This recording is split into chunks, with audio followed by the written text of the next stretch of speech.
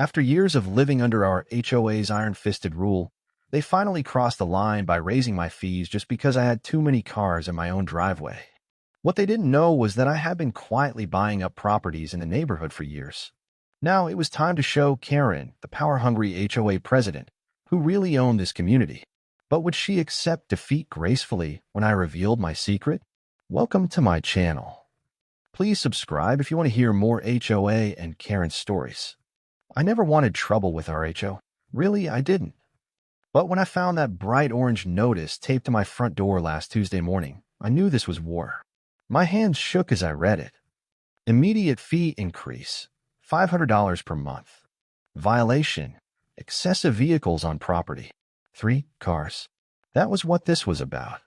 My work truck, which I needed for my construction business. My wife's SUV, which she used for hospital shifts. And a used Honda we bought last month for our daughter's 16th birthday. 3 perfectly normal cars parked in our own driveway. I watched through my kitchen window as Karen Mitchell, our HOA president, did her morning inspection walk with her little pink clipboard and measuring tape. She stopped at my driveway, pulled out her phone, and started taking pictures again. This was the 3rd time this week. "Honey, she's out there again," my wife Sarah called from the living room. "Maybe we should just park the Honda in the garage?" "No," I said firmly, pouring my coffee. "We're not hiding our daughter's car like we're doing something wrong." The garage was already full of Sarah's medical supplies and my work equipment, exactly as we had explained in the last HOA meeting. I couldn't stop thinking about the way Karen had smirked when I tried to explain our situation. "Rules are rules, Mr. Thompson," she had said, not even looking up from her phone. "Maybe if you can't afford proper garage storage, this neighborhood isn't for you." What Karen didn't know, what none of them knew, was that I had been quietly buying up properties in our development for the past 5 years through my real estate investment company. Every time a house went up for sale, I made sure to purchase it under different LLC names. It started as a smart investment strategy, but now it had become something more. I stepped outside to get the mail, deliberately taking my time. Karen pretended to inspect Mrs. Johnson's rose bushes while keeping a close eye on me. Poor Mrs. Johnson had been fined last month for having roses that were too vibrant and disrupting the neighborhood color harmony. My phone buzzed, a text from my lawyer. "Property closing complete. You now own 67% of the development." I smiled, tucking my phone away. Karen power walked toward me, clutching her clipboard to her chest. "Mr. Thompson," she called out in that sickly, sweet voice. "I trust you received our notice about the vehicle violation?" "I did, Karen, and I have some questions about the legal basis for this fee increase." I kept my voice calm and professional. She waved her hand dismissively. "The board has full authority to implement fees as needed. Perhaps if you attended more meetings, you'd understand how these things work." Her smile didn't reach her eyes. Little did she know, I had attended every single meeting for the past 5 years, through proxy representatives who own the other houses.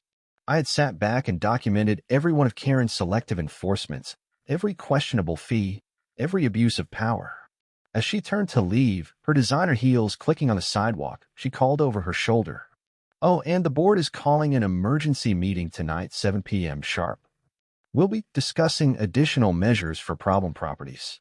I watched her walk away, then pulled out my phone to text my lawyer. "Time to prepare those documents we discussed. Karen is making her move tonight."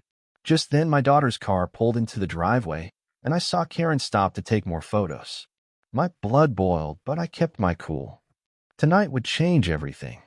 But first, I had some calls to make. I went inside and spread out the property maps on my desk, each lot carefully highlighted and coded.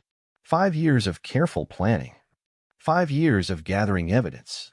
5 years of watching Karen's reign of HOA terror grow worse. Tonight, she would learn that her biggest mistake wasn't just targeting my family. It was underestimating exactly who she was dealing with. My phone rang. It was Mrs. Johnson from across the street, crying about another violation notice. As I listened to her story, my eyes drifted to the framed photo on my wall. My father standing proudly in front of his first house before an HOA's harassment forced him to sell at a loss 20 years ago. Dad had taught me to play the long game, to fight smart instead of angry. I glanced at my watch. 6 hours until the meeting. Karen wanted to play hardball over a few cars in a driveway. She had no idea what was coming. I walked into the community center's meeting room and immediately felt the tension. Every seat was filled with neighbors I had known for years, sitting shoulder to shoulder, whispering among themselves. Karen had really outdone herself this time.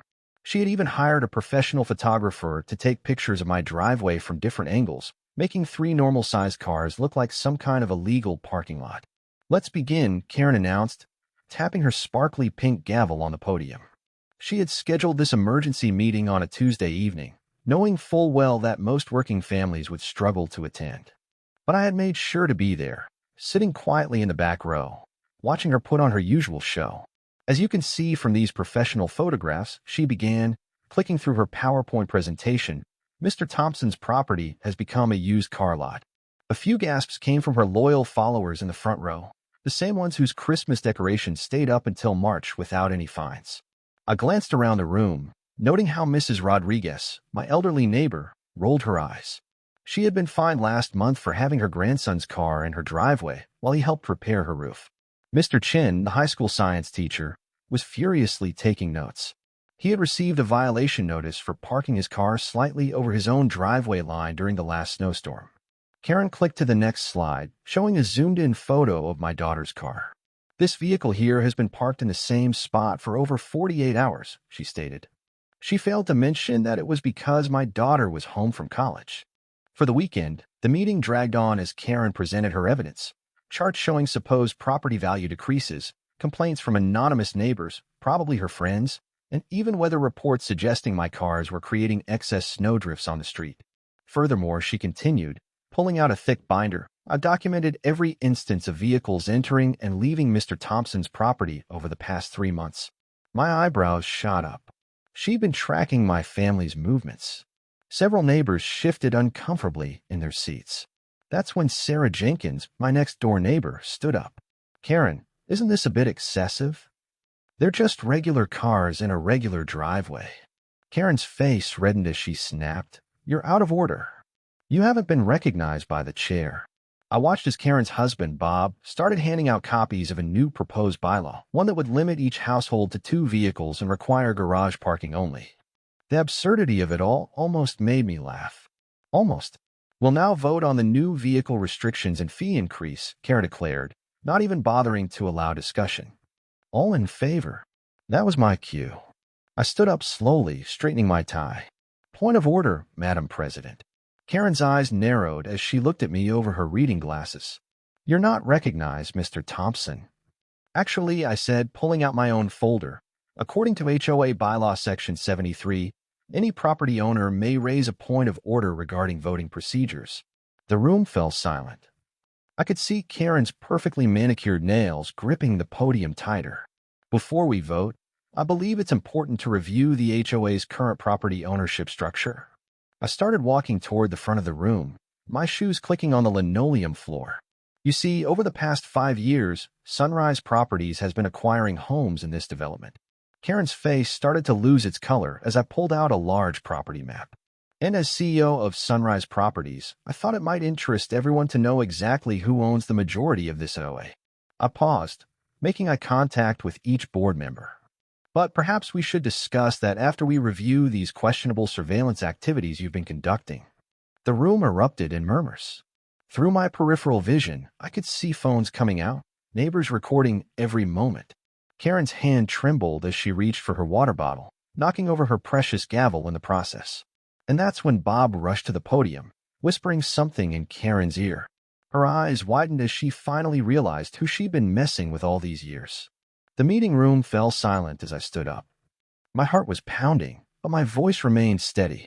Karen's smug smile started to fade as I pulled out my leather briefcase. "Before we vote on these new fees," I said, "I have something important to share with everyone." I clicked open my briefcase and removed a thick stack of property deeds, laying them one by one on the table.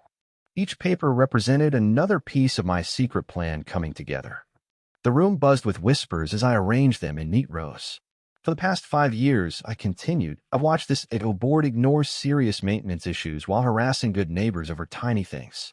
I've seen Karen here write up Mrs. Johnson, who's 82 years old, for having a flower pot that was 1 inch too tall. Meanwhile, her friend Susan's bright purple fence somehow never got a single warning. Karen's face turned red. That's not true. I enforce all rules fairly. She grabbed her water bottle, but her hand was shaking so much she spilled some on her designer blouse. I pulled up photos on the meeting room's big screen. Here's Karen measuring my grass at 3 a.m. last Tuesday. The security camera footage was crystal clear. Several people gasped. And here she is ignoring the Thompsons' violations completely, right after they hired her son's landscaping company. More whispers filled the room. I could see people starting to nod, remembering their own run-ins with Karen's selective enforcement. But the most interesting thing I discovered, I said, picking up the stack of deeds, is that through my company, Sunrise Properties, I now own 67% of the homes in this development. I paused as the meaning sank in. That makes me the majority owner of the HOA itself. Karen jumped up, knocking over her chair. You can't do that. It's not allowed. Her voice had gone squeaky with panic. I smiled calmly. Actually, I can. I've had 3 different law firms review everything. It's completely legal. I pulled out another folder. I also assigned complaints from 32 residents about harassment, selective enforcement, and suspicious fees. The room erupted. Mrs. Johnson stood up, her voice shaking with emotion. Last winter, they fined me $200 for not shoveling my walkway fast enough. I was in the hospital with pneumonia. Others joined in, sharing their stories. Karen tried to restore order, banging her gavel, but nobody was listening to her anymore. I moved to dissolve the current board, I announced. We'll hold new elections with term limits and clear rules about conflict of interest. No more 3 a.m. grass measuring. No more selective enforcement. Bob Chin, from 2 doors down, raised his hand. I second that motion. Soon, hands are going up all around the room. Karen grabbed her designer purse and started toward the door. This meeting is adjourned, she yelled. You'll be hearing from my lawyer. Actually, I said, still calm. According to HOA bylaws, section 7.3, you need a majority vote to adjourn, and I don't think you have that anymore. I gestured at the deeds spread across the table. We're just getting started. She froze with her hand on the doorknob, realizing her power was slipping away. 20 years of ruling the neighborhood with an iron fist were coming to an end. Now, I said, opening another folder, let's talk about those mysterious pool renovation fees from last summer, the ones where $50,000 disappeared, but the pool never got fixed. I have some interesting bank records to share. Karen slumped against the wall, her face pale. She hadn't noticed yet, but a local news van had just pulled into the parking lot. I'd invited them to cover our community reorganization meeting. The next few hours would change our neighborhood forever, but first, we had years of Karen's secrets to uncover, and I had every single receipt. My careful planning was finally paying off, and the best part was still to come. I walked into my lawyer's office on Monday morning to find 20 angry voicemails from Karen. She discovered my company's property records over the weekend and was threatening to sue me for secretly trying to take over the neighborhood. I couldn't help but smile. She'd finally shown her true colors. But Karen wasn't just angry. She was scared. That evening, she went door to door spreading rumors that I was planning to turn our peaceful suburb into a parking lot for my car collection. Some neighbors actually believed her, especially after she showed them fake documents suggesting I had connections to a shady development company. I knew I had to act fast. My security cameras caught Karen sneaking onto my property at midnight, taking close-up photos of my car's license plates. The next day, she filed a lawsuit claiming I'd broken HOA rules by buying properties through my company. She even tried to get an emergency court order to freeze my voting rights in the HOA. That's when my months of careful planning paid off. My lawyer revealed our secret weapon, a detailed record of every HOA meeting for the past 5 years. We had videos showing Karen giving her friends passes on their violations while harshly fining others. We had copies of checks showing she'd used HOA funds to renovate her own backyard. Best of all, we had emails where she bragged about using her power to keep undesirable elements out of the neighborhood. The judge's eyes got wider with each piece of evidence. Karen's face turned red when we showed time-stamped footage of her measuring my grass with a ruler at 3 a.m., taking photos of my teenage daughter's car, and placing threatening notes on my neighbor's doors. Her lawyer started sweating when we presented proof that she changed records to hide her friend's unpaid dues. But the real shock came when 3 former board members stepped forward. They testified about how Karen had bullied them into approving unfair rules, admitted to targeting specific homeowners she didn't like, and even bragged about using HOA fines to fund her yearly trips to Hawaii. The courtroom got really quiet when we showed Karen's social media posts mocking elderly residents who couldn't pay their HOA fees. There she was, posting poolside photos from Maui with a caption, "Thanks to all my rule-breaking neighbors for funding this vacation. Keep those violations coming." Karen tried to defend herself, claiming she was just doing her job. But then we played the recording from last month's HOA meeting, where she'd screamed at Mrs. Johnson, our 75-year-old neighbor, for having a bird feeder that was 2 inches too low. That's when Karen finally lost it. She jumped up from her seat, pointing her finger at me. "He's trying to destroy our perfect neighborhood," she shouted. "Do you know what kind of people will move in if we don't have strict rules? He probably wants to turn this into one of those communities where people can park wherever they want." The judge had heard enough. He not only dismissed Karen's lawsuit, but ordered a full audit of the HOA's finances. As we left the courthouse, my phone started buzzing with texts from neighbors. They'd all received a mass email from Karen announcing her immediate resignation from the board, claiming she was being forced out by big money interests. I watched her storm to her car, already typing furiously on her phone. I knew this wasn't over. Karen still had loyal followers in the neighborhood, and she wasn't the type to admit defeat easily. But for now, I had what I needed, proof that our HOA president had been abusing her power for years, and the legal authority to make real changes.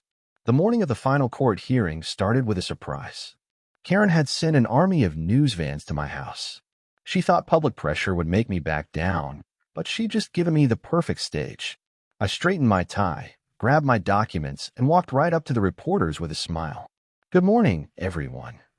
I'm James Thompson, and I'd love to show you something interesting about our HOA's financial records." I pulled out the color-coded spreadsheets my accountant had prepared, showing years of suspicious fees that always seemed to end up in projects benefiting Karen's closest friends. The reporter's eyes lit up as I explained how Karen had charged single parents higher violation fees than her golf buddies. One reporter gasped when I showed security footage of Karen measuring my grass at 3 a.m., while her own yard violated every rule in the book. Inside the courthouse, Karen sat with her expensive lawyer, wearing her signature fake pearl necklace and a smug smile. That smile vanished when our lawyers started presenting evidence. We showed photos of Karen's own house-breaking rules, her bright purple mailbox, her overgrown garden, and her son's 4 cars parked on the street. The judge leaned forward when we revealed Karen's secret Facebook group, where she bragged about targeting certain families. "Let's see how long the Thompsons last with these new fees," she'd written. "Maybe they'll finally move and sell to someone more suitable." Karen jumped up to object, but stopped cold when we played the recording from last week's pool party. Her voice rang clear through the courtroom. "Of course, I make up violations. How else can we keep control of who lives here?" The judge's gavel came down hard. Not only was Karen removed from the HOA board, but she had to pay back every unfair fee she'd collected. The look on her face when she heard the total, $1 for 78.92, was better than any revenge I could have planned. I used my majority ownership to create a new HOA board with a difference. We elected 5 residents from different parts of the neighborhood, including Mrs. Rodriguez, whom Karen had tried to fine for cooking ethnic food, and Mr. Chin, whose beautiful garden Karen called too exotic. The changes came fast. Kids could now play basketball in their driveways. Gardens could grow vegetables, not just flowers. And yes, families could park more than 2 cars, as long as they fit in their own space. 3 weeks later, I watched through my window as Karen's moving truck pulled up. She'd sent a final letter to everyone, claiming she was moving to a better neighborhood with higher standards. Nobody missed how her new HOA's parking ticket was stuck to her windshield as she drove away. That evening, my daughter parked her car in our driveway, right next to my work truck and my wife's SUV. I put up a small sign we'd all voted on. "Welcome to Thompson Hills, where good neighbors make good neighborhoods." The next morning, I got an unexpected call. A TV producer had seen the news coverage and wanted to make a documentary about how we transformed our HOA. As I looked out at kids playing freely in their yards and neighbors chatting over garden fences, I smiled, thinking about Karen watching it from her new house with its 1-car garage rule. The best part? Our property values went up 15% in the first month after Karen left. Turns out, people really do prefer living in a neighborhood where they're treated with respect instead of ruled by fear. Some of Karen's old friends stopped by to apologize, admitting they'd just been scared of becoming her next target. We still have an HOA, but now it protects the neighborhood instead of policing it. Every month, we use the fees for things that actually matter: improving the playground, fixing the pool, helping elderly residents maintain their homes. We even started a community garden in the spot where Karen used to take her yard violation photos. As I file away the last of the court documents, my phone buzzes with a text.